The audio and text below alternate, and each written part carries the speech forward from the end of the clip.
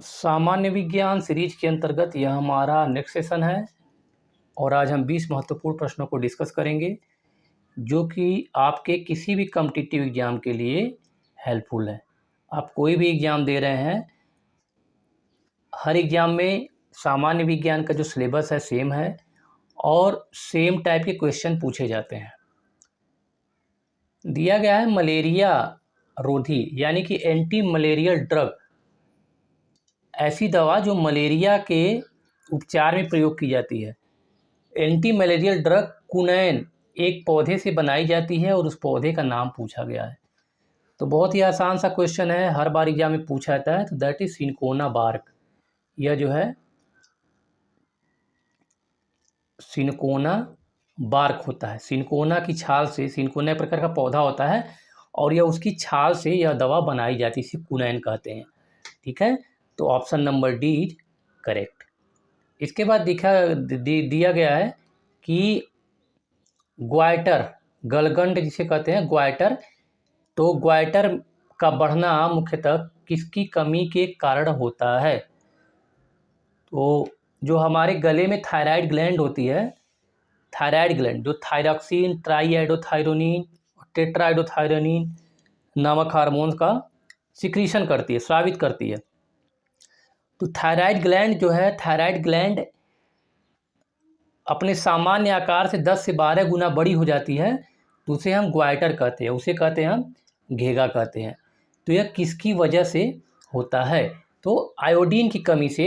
Iodine की कमी से क्या होगा कि थायराइड ग्लैंड में हार्मोन्स बनना बंद हो जाते हैं और थायराइड ग्लैंड क्या होती है, अपने सामान्य आकार से बड़ी हो जाती है। तो पूछा कि किसकी कमी के कारण? तो आयोडीन की कमी के कारण होता है। देखा होगा आप लोगों ने, एडवर्टीजमेंट आता है उसमें कहा जाता है कि आयोडीन युक्त नमक का प्रयोग करें। नेक्स्ट दिया गया है मसूड़ों। मसूड़ों से रक्तस्राव को निम्न में से क्या कौन रोकता है? तो मसूड़ों में से जो रक्तस्राव होता है उसे हम क्या कहते हैं? स्कर्वी। ये एक प्रकार की डिजीज होती है जिसे स्कर्वी रोग कहते हैं। तो स्कर्वी रोग जो होता है किसकी कमी से होता है? विटामिन सी की कमी से। तो विटामिन सी का जो केमिकल नेम है, रासायनिक नाम, एस्कॉर्बिक एसिड। ठीक है, ऑप्शन में अगर विटामिन सी होता तो सही हो जाता। ठीक है, इसके बाद दिया गया है वृद्धिकर हार्मोन यानी ग्रोथ हार्मोन बनाया जाता है, यानी कि growth hormone produced by. Growth hormone बनाना शब्द का प्रयोग नहीं करते, हिंदी में लिखा गया है प्रोड्यूस। ग्रोथ हार्मोन किसके द्वारा प्रोड्यूस किया जाता है? तो यह पिट्यूटरी ग्लैंड्स के द्वारा प्रोड्यूस किया जाता है। पिट्यूटरी ग्लैंड ग्रोथ हार्मोन को रिलीज करती है। ठीक है, पीयूष ग्रंथि हमारे जो दिमाग में, ब्रेन में, यह एक छोटी सी मटर की आकार की संरचना होती है जिसे पीयूष ग्रंथि कहते हैं। पीयूष ग्रंथि या पिट्यूटरी ग्लैंड, और इसे मास्टर ग्लैंड भी कहते हैं, क्योंकि जितने भी ग्लैंड्स हैं हमारे शरीर में, जितने भी एंडोक्राइन ग्लैंड्स हैं, अंतःस्रावी ग्रंथियां हैं, उसको कंट्रोल करने का कार्य करती है। नेक्स्ट दिया गया है एंटासिड, किससे राहत दिलाने के लिए और दिलाने वाली औषधियों में पाया जाता है? ठीक, एंटासिड। तो यहाँ देखिए, ये प्रति अम्ल कहते हैं इसको। एंटासिड में क्या होगा कि जैसे एसिडिटी बनती है, तो एसिडिटी पहले कहाँ बनेगी? हमारे स्टमक में, सिर में बनेगी नहीं, नेत्र में होगी नहीं, तो पेट में हमारे एसिडिटी बनती है और उसको दूर करने के लिए हमें क्या देना है? एसिडिटी को दूर करने के लिए क्या देंगे? बेस देंगे। एसिड को दूर करने के लिए, एसिड को जब बेस में मिक्स होता है तो न्यूट्रल सॉल्यूशन बनता है। तो जब एसिड है तो एसिड को बेस देंगे, यानी मैग्नीशियम हाइड्रोक्साइड वगैरह यूज्ड एज एंटासिड, तो उससे क्या होता है कि न्यूट्रल हो जाता है। ठीक है, एसिडिटी बनना बंद हो जाता है, तो उसे कहते हैं पेट दर्द में उसका प्रयोग किया जाता है। मनुष्य में किसका पता लगाने के लिए अस्थि भवन परीक्षण किया जाता है? Question number 66। तो इसमें जो बोन मिनरल डेंसिटी की बात की जा रही है, अस्थि भवन, ऐसा मतलब टफ वर्ड लिखते हैं लोग। तो option B is correct, option B is correct हो जाएगा इसमें। ठीक है, क्वेश्चन नंबर 67 दिया गया है कि लिस्ट 1 लिस्ट 2, यानी कि मॉलिक्यूल दिया गया है और मेटल दिया गया है, मॉलिक्यूल और मेटल दिया गया है, तो किससे संबंधित है। तो देखिए भी आसान सा क्वेश्चन होता है। यहाँ देखिए सबसे पहले जो देखिए हीमोग्लोबिन में क्या होता है, आयरन पाया जाता है। ठीक है, क्लोरोफिल में मैग्नीशियम पाया जाता है। विटामिन B12 साइनोकोबालामीन नाम ही है इसका, केमिकल नेम है साइनोकोबालामीन, तो इसमें कोबाल्ट पाया जाता है। और कैल्कोपैराइट, कैल्को या चैल्को मतलब, कैल्को मतलब कापर से रिलेटेड होता है, तो कापर। ठीक है, तो ये आपका कोरिलेट हो जाएगा इससे। नेक्स्ट क्वेश्चन दिया गया है कि पेड़ की छाल मसाले के रूप में प्रयोग की जाती है। तो पेड़ की छाल जो मसाले के रूप में प्रयोग की जाती है उसे क्या कहते हैं। ठीक, तो यहाँ देखिए दिया गया नीम होता नहीं है, लवंग, लवंग पेड़ की छाल है नहीं, फ्लोरिंग बर्ड है। पाम यूज किया नहीं है, तो दालचीनी। देखा होगा कि लकड़ी की तरह लगता है, इसे किसी छाल की तरह संरचना होती है, तो इसे कहते हैं दालचीनी, और इसे कहते हैं सिनेमन कहते हैं, सिनेमन, सिनेमन, सिनेमन को दालचीनी कहा जाता है। यह मसाले में प्रयोग किया जाता है। इसके बाद नेक्स्ट क्वेश्चन दिया गया है कि लार किसके पाचन में मदद करती है। तो लार यानी कि saliva help in digestion of starch, help in digestion of starch, यानी कि स्टार्च क्या है, स्टार्च या टाइप ऑफ कार्बोहाइड्रेट, स्टार्च एक प्रकार का कार्बोहाइड्रेट है। और लार में एंजाइम्स होता है, सलाइवरी एमाइलेज एंजाइम या टाइलिन जिसे कहते हैं, सलाइवरी एमाइलेज या टाइलिन जिसे कहा जाता है। यह स्टार्च के पाचन में मदद करता है। इसीलिए कहा जाता है कि खाना या भोजन को खूब अच्छे से चबा कर खाना चाहिए।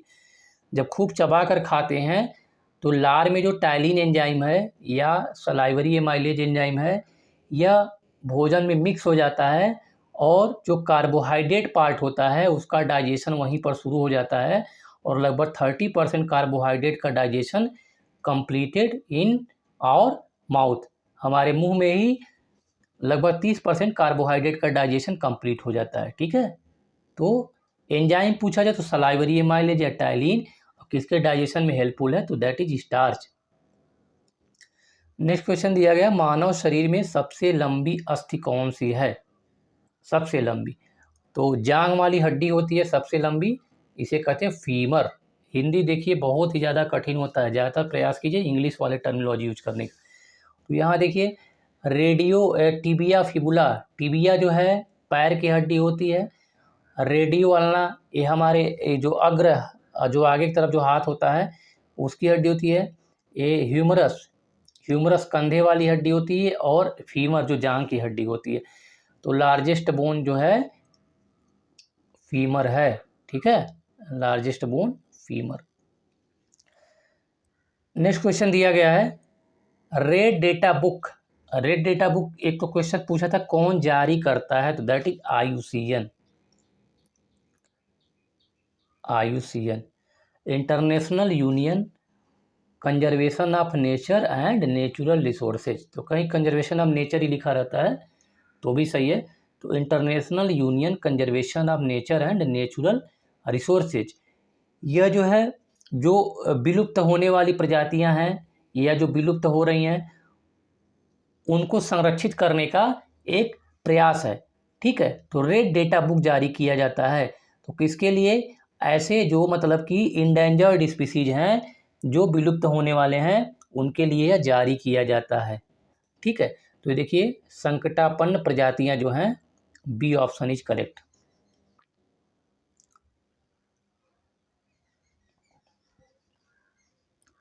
क्वेश्चन नंबर 72, सबसे छोटा पक्षी, स्मॉलेस्ट बर्ड के बारे में पूछा जाता है, तो दिस इज, इसे कहते हैं गुंजन पक्षी कहते हैं। Okay, option C is correct हो जाएगा। तोता, गौरैया, कबूतर ये सब बहुत बड़े होते हैं। इसके बाद देखिए दिया गया है 73 में, कृत्रिम पारिस्थितिक तंत्र या नेचुरल इकोसिस्टम किसे निरूपित करता है। तो नेचुरल इकोसिस्टम में क्या होगा, मत्स्य पालन टंकी द्वारा, ठीक है, यह तंत्र निरूपित किया जाता है। तो नेचुरल में क्या होगा कि एक कृत्रिम पारिस्थितिक तंत्र निरूपित किया जाता है। तो ऑप्शन डी इज करेक्ट हो जाएगा, ठीक है, ऑप्शन डी इसमें से करेक्ट हो जाएगा।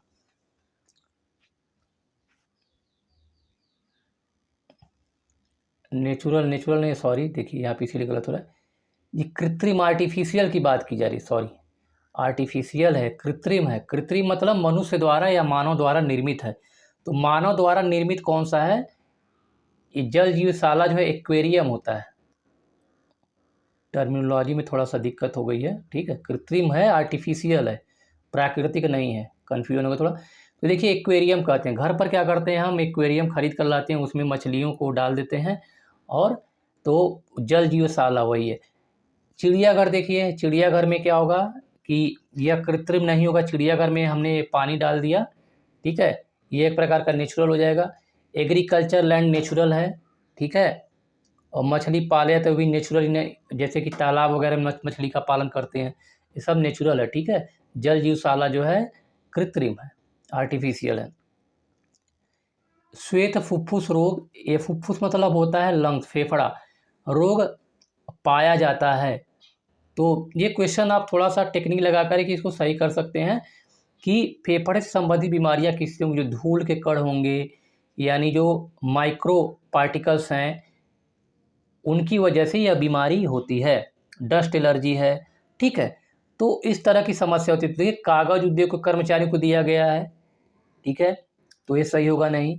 इसके बाद देखिए सबसे छोटा सामान्य जो है सीमेंट उद्योग, सीमेंट में देखिए बहुत ही बारीक पतले मतलब छोटे छोटे कण होते हैं, ये क्या होते हैं, श्वसन क्रिया के माध्यम से हमारे फेफड़े में जाकर के जो एल्वियोलाई होते हैं उसमें जाकर के वो उसको ब्लॉक कर देते हैं, चैम्बर को ब्लॉक कर देते हैं, तो ऑक्सीजन हमें लेने में तकलीफ होती है, ठीक है। ऑक्सीजन फेफड़े में तो पहुंचता है, लेकिन फेफड़े से हीमोग्लोबिन से बाइंड नहीं हो पाता है, क्योंकि एल्वियोलाई जो है ब्लॉक हो जाते हैं, ठीक है।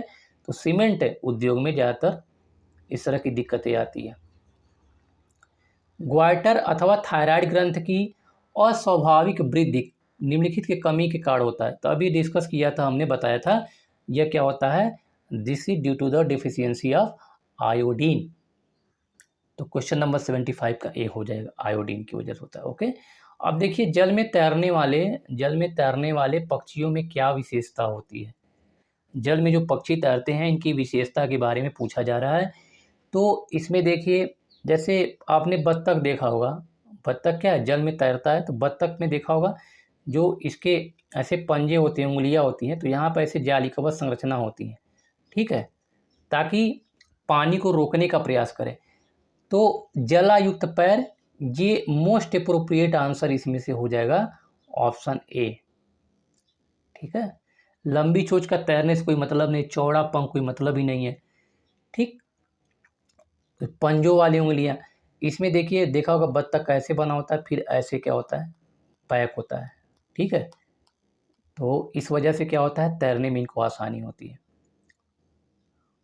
नेक्स्ट क्वेश्चन दिया गया, राष्ट्रीय पर्यावरण इंजीनियरिंग अनुसंधान जिसे कहते हैं नीरी, तो नीरी का जो कहाँ पर है, इसका हेडक्वार्टर पूछा जा रहा है, यह संस्थान कहाँ पर है, नागपुर में है, नागपुर में नीरी जिसे कहते हैं, national environment engineering research institute. इसका फुल फॉर्म भी कई बार पूछा गया है, याद कर लीजिएगा, national environment engineering research institute, ठीक है। राष्ट्रीय पर्यावरण इंजीनियरिंग अनुसंधान संस्थान नागपुर में है। तो कई बार फुल फॉर्म भी इसका पूछा जाता है।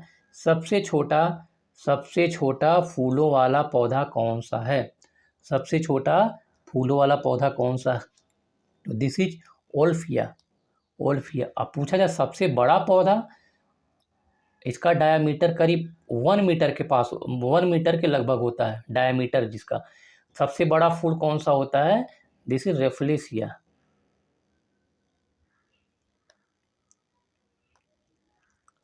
रेफ्लेसिया, ठीक है, रेफ्लेसिया। और सबसे जो छोटा फूल वाला पौधा कौन सा? वोल्फिया। नेक्स्ट क्वेश्चन दिया गया है कि ल्यूकीमिया, ल्यूकीमिया